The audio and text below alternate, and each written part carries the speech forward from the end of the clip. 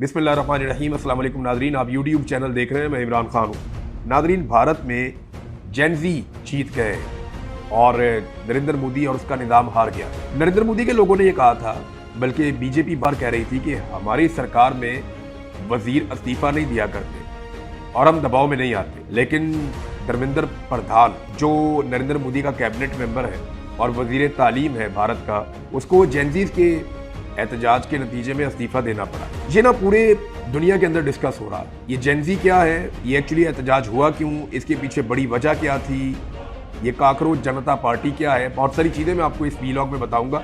ये वो हकायक हैं जिन्हें आप कहीं पे भी कोट कर सकते हैं, आप बता सकते हैं जनाब ये सब कुछ ऐसे हुआ। पहले आप अपने जहन में ये रखें कि ये इस खित्ते में होने वाला पहला ऐसा एहतजाज नहीं है। माजी में हमने देखा अरब स्प्रिंग आई और वहाँ पे नौजवान निकले और उन्होंने अपने मुल्कों में तख्ते उलटना शुरू कर दिए और उसके बाद फौरी तौर पे जो अरब ममालिक हैं उन्हें मुसीबत पड़ गई और उन्होंने खजानों के मुंह अपनी आवाम के लिए खोल दिए और अपनी पॉलिसीज के अंदर काफ़ी नरमी और बेहतरी लेकर आए, तो वो बच गए नौजवानों के अजाब से। ये मामला चला जाता है श्रीलंका में और श्रीलंका में जेन ज़ी निकलते हैं और हर चीज़ को तहोबाला कर देते हैं। पाक से खानदान जो बड़े लंबे अरसे से वहाँ पे इक़्तिदार में था, उसके इक़्तिदार का सूरज गरूब हो जाता है। फिर ये चले जाते हैं बांग्लादेश में। बांग्लादेश में हसीना वाजिद 15 साल से इक़्तिदार, बहुत ताकत थी उसके पास, जेन ज़ी उसके गले की हड्डी बन गए और इन्होंने हसीना वाजिद का तख्ता उलट दिया, उसको मुल्क छोड़कर भागना पड़ा, वो चली गई वहाँ से। फिर ये खड़े हो जाते हैं नेपाल में जाकर। ये अलग अपने देशों के अलग जेन ज़ी है, ऐसा नहीं है कोई एक आदमी ने कंट्रोल कर रहा है, ये नौजवानों में उठने वाली एक तहरीक है। ये चले जाते हैं नेपाल में, वहाँ पे जाके जो उनका शाही खानदान है, क्योंकि जो निपो किड्स हैं वो अयाशी कर रहे थे। नेपाल के जो बड़े लोग हैं उनके बच्चे वीडियोस लगाते थे, रील्स बना कर लगाते थे, जिसमें वो दिखाते थे बड़ी गाड़ियाँ, बहुत बड़े महल, बहुत बड़ी अयाशी, बहुत इंजॉय कर रहे थे वो। तो उनके जो आम आदमी का बच्चा है वो इफेक्ट हो गया, वो गुस्से में आ गया और उन्होंने वहाँ पे भी तहोबाला कर दिया। अब इंडिया में ये मामला कैसे आया? जेन ज़ी तो वहीं पे मौजूद थे। ये एक्चुअली 1998 के बाद से पैदा होने वाले बच्चे हैं जो 2010-2012 तक पैदा होते रहे। उसके बाद वाले जो हैं वो अल्फा है। तो जेन ज़ी की जो उम्र है वो लगभग 15 साल से, आप समझ लें 15 साल से लेकर कोई ये 25-27 साल तक के जो बच्चे हैं, 27-28 साल तक के, ये जेन ज़ी हैं। ये जनरेशन जो है ये जेन ज़ी की है। इन्होंने एक सदी तब्दील होती हुई देखी है। इनमें फ्लेक्सिबिलिटी या लचक उतनी ज़्यादा नहीं है। ये डट जाते हैं अपने मामले के ऊपर, अपनी बात के ऊपर, और इन्होंने दुनिया को बहुत तेज़ी से तब्दील होते हुए देखा है। ये वो पहली नस्ल थी जो कंप्यूटर के साथ पैदा हुई थी। यानी जब कंप्यूटर आया, सोशल मीडिया का इनकलाब आया, तो ये बच्चे बड़े हो रहे थे और इन्होंने इसको अपना हथियार बनाया। तो इस वक्त अगर ये कहा जाए कि दुनिया में सबसे इफेक्टिव नेशन कौन सी है या सबसे इफेक्टिव एज ग्रुप के लोग कौन से हैं, तो वो जेन ज़ी है। पाकिस्तान में इनकी तादाद बहुत ज़्यादा है, बहुत ज़्यादा है, क्योंकि 60% तो पाकिस्तान की आबादी नौजवानों पे है। भारत में भी बहुत बड़ी तादाद में है ये। अब भारत में शुरू कैसे हुआ इस पर हम बात करते हैं, लेकिन भारतीय वज़रा ये कहा करते थे और उनकी सरकार ये कहती थी कि हमारे यहाँ वज़ीर इस्तीफ़ा नहीं दिया करते, हम दबाव में नहीं आया करते। लेकिन जेन ज़ी ने साबित किया कि झुकती है दुनिया, झुकाने वाला चाहिए, तो उन्होंने झुकाया। पूरे निज़ाम को अपने सामने घुटनों के ऊपर लाकर उन्होंने झुकाया और फिर आखिर उन्होंने उस वज़ीर तालीम का इस्तीफ़ा लिया जो बहुत ताकतवर आदमी है। धर्मेंद्र प्रधान इसका नाम है। इसका जो वालिद था वो भी सियासत में था, खानदानी सियासतदान है, बहुत पुराने। ये लोग कई मरतबा वजीर रह चुके हैं। वाजपेयी की कैबिनेट में धर्मेंद्र प्रधान का जो वालिद था दविंदर प्रधान, वो उस वक्त भी मिनिस्टर था और वो अलग मिनिस्ट्रीज के ऊपर रहा। अब ये इसका बेटा जो है ये कई मिनिस्ट्रीज के बाद अब वजीर तालीम बना हुआ है नरेंद्र मोदी के साथ, नरेंद्र मोदी की कैबिनेट में। तो ये कोई ऐसा आदमी नहीं था कि जिसको नरेंद्र मोदी उठा के फेंक देता। बहुत मजबूत आदमी था, बड़ा करीबी साथी था, लेकिन इस्तीफा देना पड़ा। इसका मतलब यह है कि जेन ज़ी का दबाव बहुत था। मामला शुरू कैसे हुआ ये मैं आपको बताता हूँ। हुआ ये कि 15 मई 2000 को एक केस लगता है भारतीय सुप्रीम कोर्ट में, जिसमें एक वकील साहब जो है वो अपना खुदाती केस लेकर आते हैं। वो केस भारतीय सुप्रीम कोर्ट में चल रहा था, तो चीफ जस्टिस ऑफ भारत ने, जो भारतीय सुप्रीम कोर्ट का चीफ जस्टिस है, उसने नौजवानों को काकरोच कहकर मुखातिब कर दिया। बोलते बेरोजगार नौजवान जो है ये काकरोच की तरह, इस तरह मिसाल एक दे दी उसने। अगले ही दिन एक अकाउंट बनता है और अकाउंट बनने वाला जो बनाने वाला आदमी उसका नाम है अभिजीत दीपके, ये भारत से बाहर रहता है और ये अकाउंट बना देता है काकरोच जनता पार्टी के नाम से।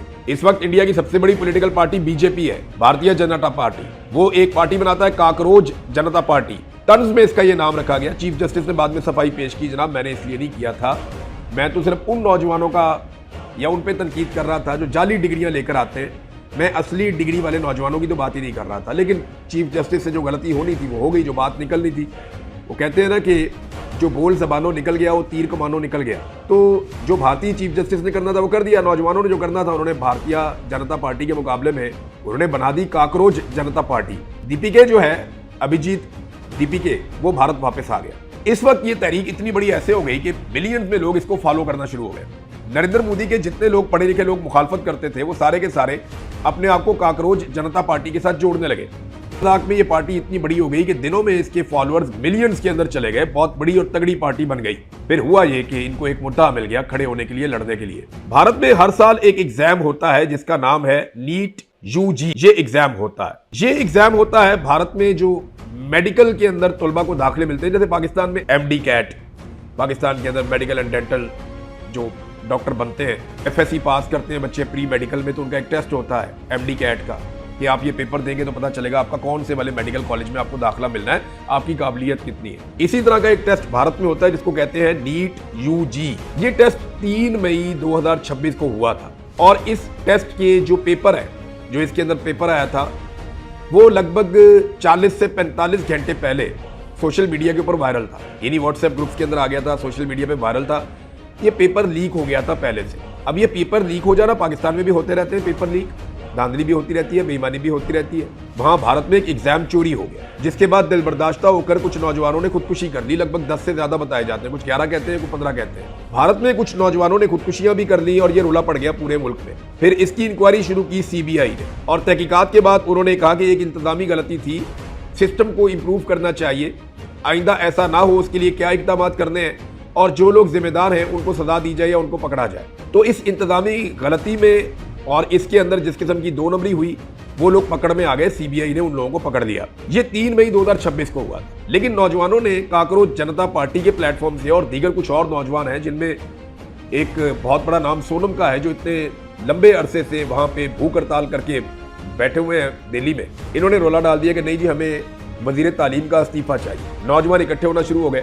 अब वजीर तालीम की जिम्मेदारी टेक्निकली तहकीकात के अंदर साबित नहीं हुई। वजीर तालीम जो है वो पेपर लीक के पीछे शामिल भी नहीं था, वजीर तालीम ने खुद से सारा कुछ किया भी नहीं था, लेकिन उसकी इखलाकी जिम्मेदारी बनती थी कि कम से कम जो एक मरतबा वजीर तालीम मुस्ताफी होगा या वजीर तालीम से हम उसकी वजारत छीन लेंगे, एक दफा वो अपने मंत्री साहब हट जाएंगे अपने ओहदे से, तो आने वाला मंत्री आइंदा ऐसी गलती होने नहीं देगा। इस बात को मिसाल बनाने के लिए भारत की जेनजी खड़ी हो और उन्होंने कहा जनाब हम इसको निकालेंगे यहाँ से वजीर को, और जब ये निकलेगा तो आइंदा कोई वजीर ऐसी गलती नहीं करेगा कि मेरिट की धज्जियां उड़ाई जाए। आइंदा हम मेरिट की खिलाफ वर्जी भारत के अंदर होने नहीं देंगे।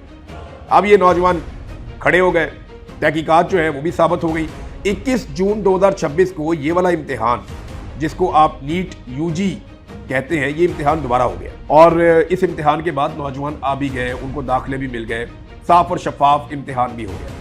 लेकिन भारत में ये मामला दबा नहीं। नौजवान खड़े रहे ये कहकर के वजीर तालीम को इस्तीफा देना पड़ेगा। अब वजीर तालीम इस्तीफा नहीं दे रहा था, नौजवान दिल्ली की तरफ बढ़ने लगे और गुज़िश्ता चंद दिनों में हमने फिर वो मनाजिर देखे कि नौजवानों की बहुत बड़ी तादाद, हजारों लाखों इकट्ठे होकर वो दिल्ली पहुंच गए, अलग अलग शहरों में भी निकलने लगे, इसका दायरा बढ़ने लगा। भारतीय पुलिस ने बड़ी कोशिश की नौजवानों को रोकने के लिए, डंडे का इस्तेमाल किया और आंसू गैस का इस्तेमाल किया। कुछ नौजवानों को वक्ती तौर पर वहां पर गिरफ्तार भी किया गया और घसीट के उन्हें गाड़ियों में डाला गया।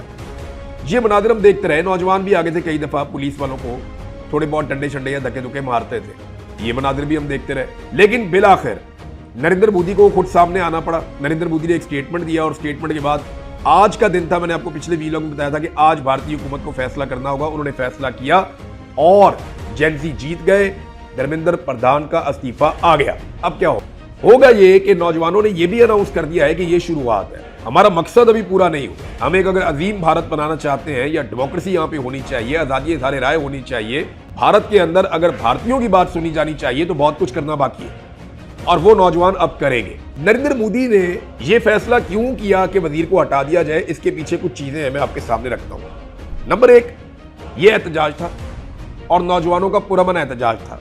नंबर 2 इसमें सिर्फ मार कुटाई हुई है। पहले कहा इस्तीफा नहीं देंगे। इंडियन मीडिया बहुत बुरी तरह एक्सपोज हुआ इस सारे मामले में। इंडियन मीडिया का एक बड़ा हिस्सा नरेंद्र मोदी की बी टीम के तौर पे काम करता है। हमेशा वो नरेंद्र मोदी की गुड बुक में रहना चाहते हैं, नरेंद्र मोदी के साथ अच्छी अच्छी मीठी मीठी बातें करते हैं।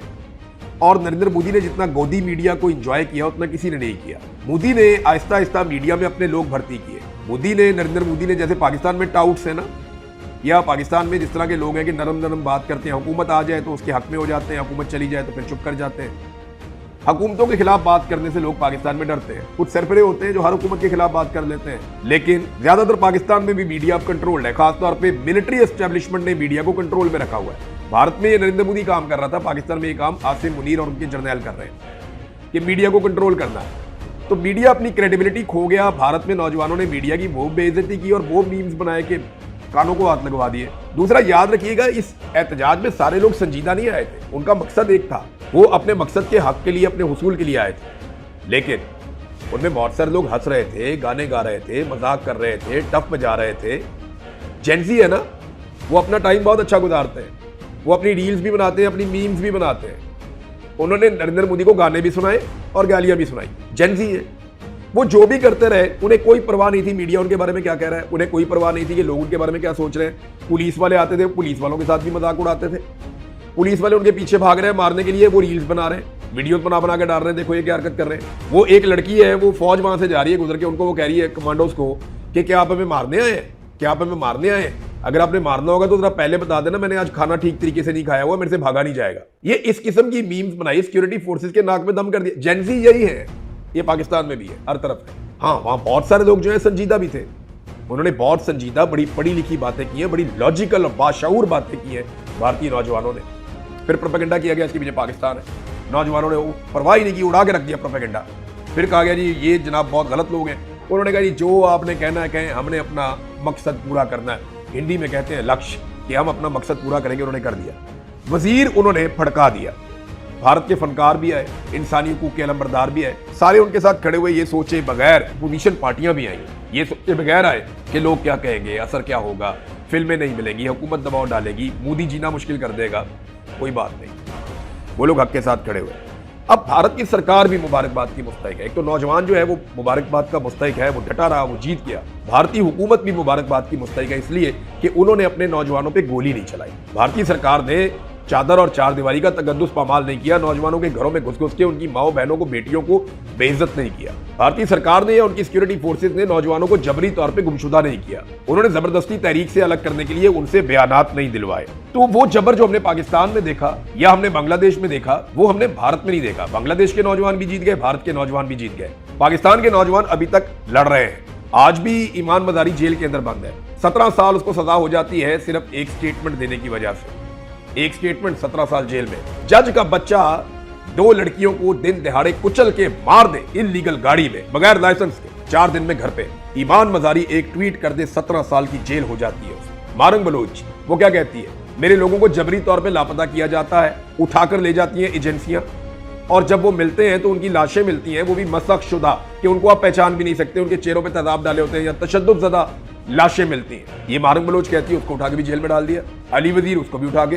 बेशुमार ऐसे लोग हैं जो इंसानी हकूक के लिए काम करते हैं, उनके साथ जुल्म करते हैं। अम्मार अली जान के साथ कितनी मरतबा जुल्म हुआ, उसके लोगों के साथ कितनी दफा जुल्म हुआ, और बहुत सारे लोग हैं। हमें इससे पाकिस्तान ने कुछ नहीं सीखा। पाकिस्तान में जेंजी जब भी निकलती है या नौजवान जब भी निकलते हैं तो उन पे पाकिस्तान के डिक्टेटर माइंडसेट गोली चलाते हैं। अभी आसिम मुनीर साहब चलवा रहे हैं, इससे पहले याया खान का दौर था, वो बांग्लादेश में गोली चलवा रहा था। अयूब खान ने जो फातिमा जरा और उनके हमायतियों के साथ किया, फिर ज़ियाउल हक ने पीपल्स पार्टी वालों के साथ किया, मुशर्रफ ने नून लीग वालों के साथ किया, और आज जनरल बाजवा और जनरल आसिम मुनीर पीटीआई वालों के साथ कर रहे हैं, कश्मीर वालों के साथ कर रहे हैं, तहरीक लब्बैक वालों के साथ कर रहे हैं, बलोचों के साथ कर रहे हैं, पश्तूनों के साथ कर रहे हैं। लड़ाई फैलती जा रही है। मामला यह है कि इंडिया इस बात में पाकिस्तान से आगे निकल गया कि वहां पे जमहूरियत है, आज़ादी इजहार राय है। भारतीय एजेंसियां ये रिपोर्ट कर रही थी नरेंद्र मोदी को।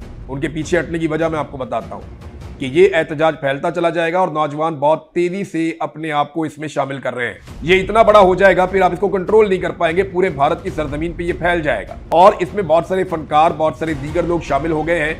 ये जंगल में लगी हुई आग है और ये पूरे भारत में फैल जाएगी। तो मोदी को सबने समझाया कि हार मान लो, अभी एक वजीर जा रहा है, इसको जाने दो, वरना हुकूमत ही चली जाएगी। तो फिर नरेंद्र मोदी ने हार मान ली। बिलाखिर नौजवान जीत गए। लेकिन पाकिस्तान में नौजवानों को जीतने नहीं दिया जाता। डी चौक में गोलियां मारी जाती हैं। अनीस सत्ती की आप तस्वीर देख लें, आप देखें ना, वो भी तो बेचारा जैनती था, दिल्ले शाह, उसको भी मार दिया। और बहुत सारे नौजवान हैं वो कत्ल हुए हैं और कत्लों का हिसाब देने वाला कोई नहीं है। बहुत सारे नौजवानों को मुरीदके में कत्ल कर दिया गया। कश्मीर के अंदर नौजवानों की लाशें 50 से ज्यादा हो चुकी हैं, उन्हें कत्ल कर दिया गया। वहां पे बलोच कत्ल किए जाते हैं बार बार। जो लोग खामनाई की शहादत वाले दिन बाहर निकले उनमें 3 दर्जन के करीब लोग मार दिए गए, वो एहतजाज कर रहे थे। पूरी दुनिया में एहतजाज करने की इजाजत होती है, लेकिन पाकिस्तान में एक डिक्टेटर माइंडसेट है जो कहता है नहीं, जो एहतजाज करेगा उसे कत्ल करो। हमने एहतजाज के बदले में कोई तहरीक कामयाब नहीं होने देनी। उसकी वजह यह है कि अगर ये एक मरतबा कामयाब हो गए तो ये रोजाना आएंगे और ये फिर कामयाब होकर अल्टीमेटली मिलिट्री एस्टेब्लिशमेंट के इक्तदार का सूरज गरूब कर देंगे। ये है असल प्रॉब्लम जेनजी से या एहतजाज करने वालों से। बहरहाल भारत जीत गया। मैं ये नहीं कहूंगा कि भारत के नौजवान जीते हैं, मैं ये नहीं कहूंगा वहां जेनजी जीती है। ओवरऑल भारत की हुकूमत और भारत के नौजवानों ने एक बार साबित की कि भारत जीत गया इस लड़ाई में, जो जमहूरियत की लड़ाई है, जो इंसानी हुकूक की लड़ाई है, जो मेरिट की लड़ाई है। पाकिस्तान में पूरी अदलिया ही 2 नंबर बना दी है। वहां पे तो एक इम्तिहान की बात थी ना, या तो पूरी अदलिया ही 2 नंबर बना दी। इंडिया में 22 लाख नौजवानों का एक इम्तिहान चोरी हुआ, उन्होंने मुसीबत डाल के रख दी। पाकिस्तान में पूरा का पूरा इलेक्शन ही चोरी हो गया जिसमें करोड़ों लोगों ने वोट डाले थे। कोई जवाब देने को तैयार नहीं है। जो सवाल करता है उसको गोली मार देते हैं या जबरी तौर पे लापता कर देते हैं। वो कमिश्नर लियाकत चट्टा के साथ क्या किया गया, उसने कहा यार क्या करवा दिया तुमने हमसे, पूरा मुल्क ही बेड़गरक कर दिया। उसे पकड़ के कैद तन्हाई में डाल के आदमी को भी निशाने इबरत बना दिया। एक आदमी जिसे सबसे ज्यादा पाकिस्तानियों ने वोट दिए वो जेल की काल कोठरी में बंद पड़ा है। उसके बारे में कभी क्या रिपोर्ट आती है, कभी क्या रिपोर्ट आती है, लेकिन बंदूक के बलबूते पे, डंडे के बलबूते पे ये कंट्रोल कर रहे हैं। याद रखिएगा इनका अंजाम बहुत ही बुरा होगा। नरेंद्र मोदी अकलमंद था, उसे समझ आ गई कि इनसे बचना कैसे है। और वहां वो वोट से इक्तदार में आते हैं, ये तो बूट के साथ लटक के इक्तदार में आते हैं। तो जिस दिन अवाम ने ये बूट पकड़ के बाहर फेंक दिया ना, तो इनके पाँव जलेंगे, क्योंकि इन्हें धूप की आदत ही नहीं है। इन्हें पता ही नहीं है कि मार क्या होती है और रिएक्शन क्या होता है। जब रिएक्शन आया ना पब्लिक का, तो इनको लग पता जाएगा, क्योंकि जितना आप जुल्म करेंगे ना, ये जेनजी उतनी मजबूत होती जाएगी। मैं लिख के देने को तैयार हूं, पाकिस्तानी नौजवान ज्यादा मजबूत है, ज्यादा जबर और जुल्म का उन्होंने सामना किया है, वो ज्यादा बाशऊर है। हमारी तहरीक के अंदर जो नौजवान है, पाकिस्तान के अंदर कोई भी तहरीक जब खड़ी होती है हम उन्हें देखते हैं वो ज्यादा बेहतर बात कर सकते हैं, लेकिन यहाँ जो फस्तायत का माहौल है वो नौजवानों को लगातार ट्रेंड कर रहा है। और जिस दिन पाकिस्तानी नौजवान खड़े होंगे आप देखेंगे, अभी बहुत सारे लोग आपको मायूसी फैलाने की कोशिश करेंगे, खासतौर पर मीडिया में, और पाकिस्तानी खड़े होंगे, ये पाकिस्तानी कौम ही नहीं है, ये पाकिस्तानी कर नहीं सकते, उन्हें हमारी जनदी फारग है, उन्हें इंडिया की जनदी बहुत अच्छी है, उन्हें ये बांग्लादेश कौम है, ये पाकिस्तानी कौम थोड़ी है। ये आपको इस तरह की कहानियां सुनाएंगे। ये फौजी जो जर्नैल है ना, वो ये कहते हैं कहानियां सुनाओ जाके टीवी पे, लोगों को मायूस करो। आपने मायूस नहीं होना। आपको नजम सेठी के, शहबाज शरीफ के, एक वजीर के, एक राना सनाउल्लाह के, जो मर्जी कमरुज़मान कह रहा, कोई बंदा आपको कोई भी बात कहता रहे, आपने मायूस नहीं होना। जुड़े रहे अपने कौद के साथ। अगर आप हक पे खड़े हैं ना, आप अगर हक पे खड़े हैं, हुकूमत किसी की भी है, सरकार किसी की भी है, अपोजिशन किसी की भी है, अगर आप हक पे खड़े हैं ना, तो हक से पीछे आपने नहीं हटना। और हक पता है क्या, पाकिस्तान में आज की तारीख में सबसे बड़ा हक यह है कि पाकिस्तान की मिलिट्री एस्टेब्लिशमेंट ने इस मुल्क पे कब्जा किया हुआ है और वो इस मुल्क को अपनी मर्जी से चला रहे हैं, अपने जाती मफादात के लिए। तो हमने कोशिश करनी है कि पाकिस्तान उस तरह चले जैसे पूरी दुनिया में नॉर्मल मुल्क चलते हैं। तो जेनजीज को एक मरतबा फिर मुबारक करके अलग मुल्कों में वो जीत रहे हैं। बिलाखिर पाकिस्तान में भी इंशाअल्लाह एक दिन जेनजी जीत जाएंगे। अब तक के लिए इतने, अपना ख्याल रखिएगा, अपने चैनल का भी। अल्लाह हाफ़िज़।